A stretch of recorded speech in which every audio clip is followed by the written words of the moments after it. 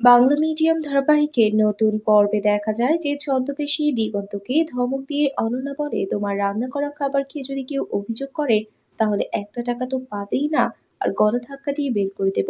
অনন্যা চলে গেলে ভিকি ও ইন্দিরা বাবাকে বোঝাতে থাকে। ওদিকে অমৃতা কিন্তু অসুস্থ হয়ে গেছে, প্রচন্ড শ্বাসকষ্ট হচ্ছে। ইন্দিরা তাকে দেখার পরে বেডে শুয়ে দিল। ইন্দিরাকে বলে সে ঠিক আছে, আসলে আরশোলা দেখে ভয় পেয়ে এমন হয়েছে। অমৃতা ও ছদ্মবেশী ইন্দিরার বেশ কিছু কথা হয়।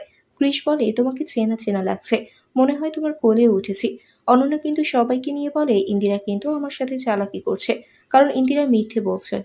তোর শাশুড়ি আর শ্বশুরের সাথে কথা হলে তারাও বলে সোনা ইন্দিরা বাড়িতে ছিল না, তা আমি যাদেরকে ওখানে পাঠিয়েছি তারা তো মিথ্যে তথ্য দেয়নি।